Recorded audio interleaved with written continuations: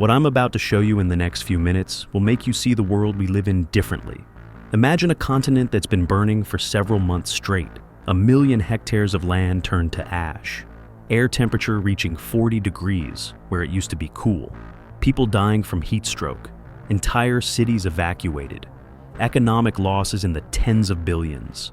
Nuclear power plants shutting down because there's nothing to cool reactors with. But even by fall, it didn't get easier. The abnormal heat evolved into fires so massive they're now visible from space. And this isn't some distant exotic country. This is Europe. But while the whole world watched the fiery hell in Europe, something even more terrible was emerging on the other side of the planet. A strange storm formed in the Pacific Ocean. This wasn't just another disaster. In 4 days, a small low-pressure area transformed into a monster of such force that humanity had only seen twice in recorded history. Wind nearly 300 km/h, waves the height of a 4-story building. Pressure in the hurricane's center dropped to levels instruments had only recorded in meteorologists' worst nightmares. When this monster crashed into Asia's densely populated coast, something happened that will be studied in the future. 2.5 million people had to be evacuated in haste, and satellites recorded something incredible. While rescuers cleared rubble from the first strike, a second monster was forming in the ocean that has now gained strength and begun moving toward the continent.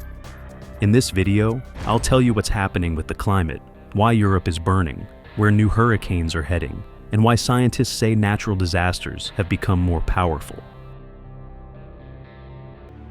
2025 will go down in history as the year Europe literally began burning to the ground.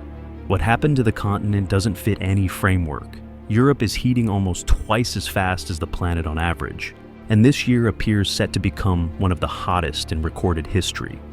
This simple retiree from a Portuguese district found himself in a fire trap because he refused evacuation. He simply didn't believe his hometown would burn. Fortunately, he was rescued at the last moment, but not everyone is so lucky. In Spain, Red Alert operated for several weeks. Authorities even requested help from neighbors. France sent 2 firefighting aircraft, but it's a drop in the ocean of fire. Since the season began, nearly 11,000 people have been evacuated, and forecasts are completely unfriendly. The president of the Catalonian region stated directly, "Today's fires are no longer what they were in the past." And he's absolutely right. According to specialist estimates, current fires in EU countries can't even be compared to anything. Nothing like this has happened in history before. The numbers are simply staggering. In Romania, 3,000 hectares of forest burned. For comparison, in previous years, burned land was no more than 2,000 hectares. Total area of affected territories in Europe exceeded 6,000 hectares. That's larger than Slovakia's territory. But numbers are one thing, and human tragedies quite another.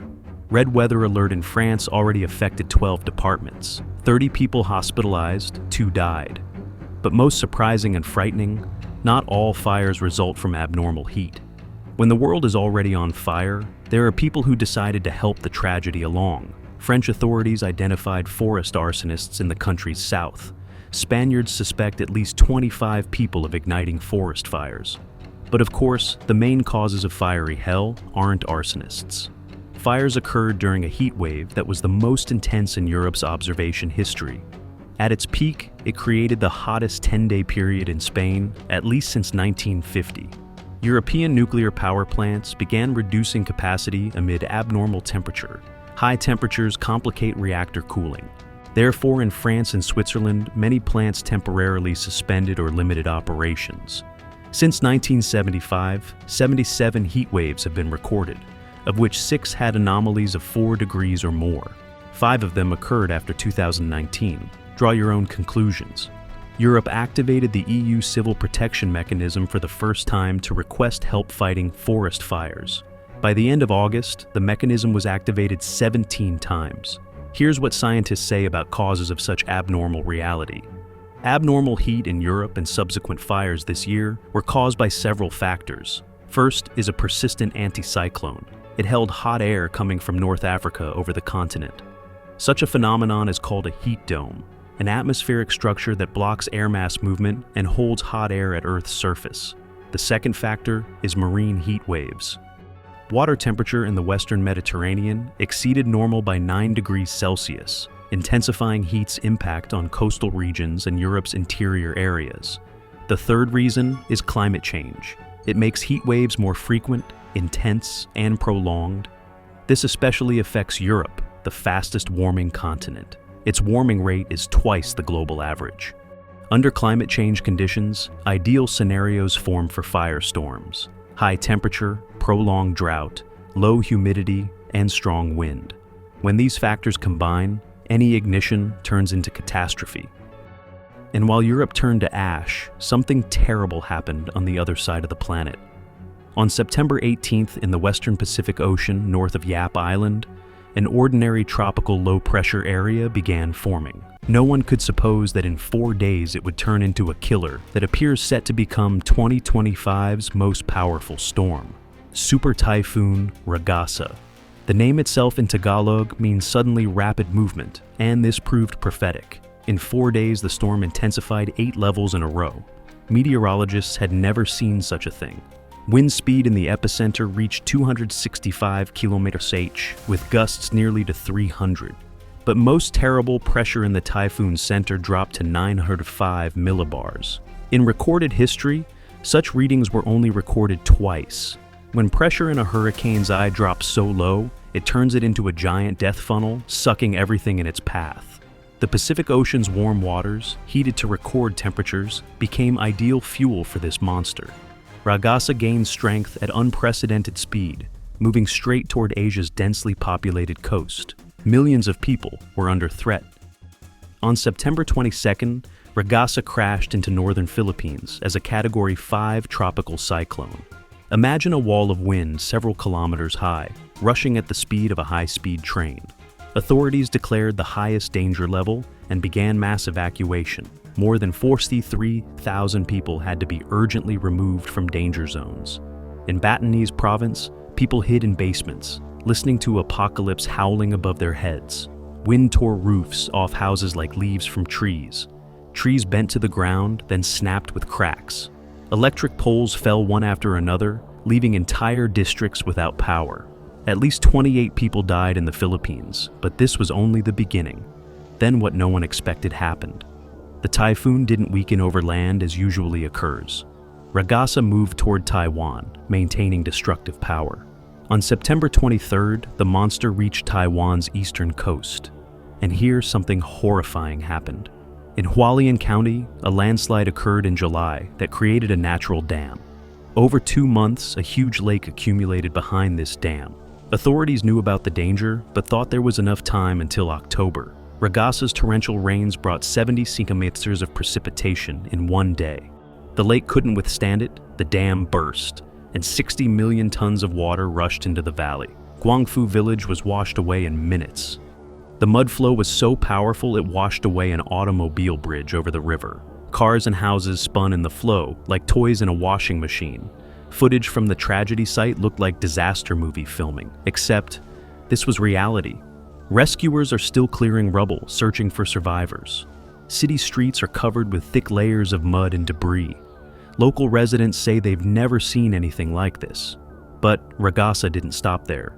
Gaining new strength over warm waters, the typhoon moved further west. On September 24th, Super Typhoon Ragasa approached Hong Kong and southern China. The International Financial Center was already preparing to meet the monster. Residents taped windows, bought out water and food in stores, tied down everything that could fly away. The atmosphere in the city was like before the end of the world. Chinese authorities didn't take risks. In Guangdong province, they declared the highest emergency response level. In just 1 day, nearly 2.5 million people were evacuated. Imagine, entire cities emptied in a day. In Guangzhou and other megacities, public transport was completely stopped. Industrial enterprises closed, schools and universities shut down.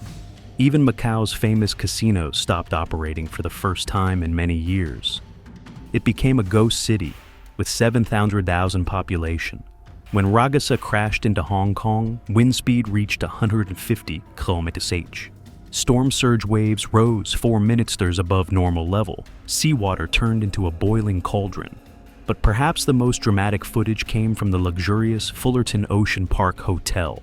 Storm waves smashed glass doors and huge water flows burst into the lobby at mountain river speed. People panicked and fled from advancing water. Footage looked like Hollywood blockbuster filming. Except, this was harsh reality. Emergency services recorded more than 100 fallen trees in the city center alone. Hong Kong International Airport canceled all flights. 14,000 passengers were stuck in terminals. When Ragasa came ashore in Chinese city Yangjiang, its power was equivalent to a Category 3 hurricane. Wind-up-rooted trees, skyscraper windows burst from pressure differential, construction cranes bent like reeds. In Zhuhai, what local residents hadn't seen in 30 years occurred. Water rose 4 mm above normal level and flooded buildings' first floors. Footage from Macau showed streets with waist-deep flooded water. The tourist gambling center turned into a Venice-like place, only without romance. And when it seemed the worst was behind, meteorologists reported terrible news. Another storm was forming in the western Pacific. Bualoy, that's what they named this new monster. And it's heading straight where people haven't yet recovered from Ragasa's strike. On September 25th, Tropical Storm Bualoy began gaining strength. Filipinos who had just started clearing rubble after Ragasa watched satellite images with horror. A new cyclone was moving straight at them. On September 26th, the new storm crashed into central Philippines. Wind speed reached 150 km/h. In one day, another 400,000 people had to be evacuated. Bualoy became the 15th tropical cyclone to hit the Philippines in 2025. Usually there are fewer storms per year, but even old-timers don't remember such intensity and frequency. In their opinion, the planet's climate has finally gone mad. Naturally, Bualoy brought a new wave of destruction. Roads became impassable, ports closed, no electricity. Rubble needed urgent clearing and connections restored for humanitarian aid delivery. Residents told horrifying details.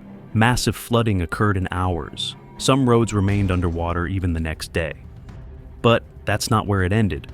Moving through the South China Sea, the hurricane began gaining strength. Shortly after, it turned into a full-fledged typhoon and headed toward Vietnam.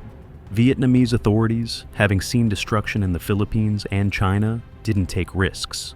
In Da Nang City, they began evacuating 2,000 people. 4 major airports suspended operations. The typhoon crashed into northern and central Vietnam's coast, causing torrential rains that led to serious flooding in lowland areas, urban and industrial zones. As experts say, probability of repeat strike is high. Typhoon season lasts until November. Even if these hurricanes weaken, other storms can form in the Pacific Ocean. Therefore, residents of coastal regions in Vietnam, China, and Japan must remain ready. Here are scientists' comments about abnormal hurricanes. Typhoon Ragasa became a clear example of climate risks connected to global climate change. According to experts, rising ocean temperature directly influenced the element's force. Specialists from the Climate Central Research Group indicate that unusually warm water surface in the South China Sea accelerated Ragasa's intensification, making it the current year's most powerful typhoon. Climatologist Daniel Guilford emphasized this factor significantly increased probability of rapid cyclone intensification. Philippine and Indian scientists warn that in future, the region may face even more destructive phenomena, and that similar super typhoons may become permanent. A similar position is held by an expert from an Indian institute who noted growth in number of strong cyclones and abundant precipitation in Asia amid climate change. There's more moisture in the atmosphere, water temperature is high, so storms possess greater energy. Asian cities will have to constantly update building codes to cope with stronger winds and intense typhoons. Scientists also emphasize climate change significantly increases forest fire occurrence risk. The firefighting system in many countries has reached its limits. The only way out is to adapt landscape in advance, make it fire resistant. But so far, humanity is only learning to live in new climate reality. 2025 has already shown the planet entered an era of climate catastrophes. Europe burns, Asia drowns in super typhoons. Old rules no longer work. The planet's climate behaves as if it switched on self-destruction mode.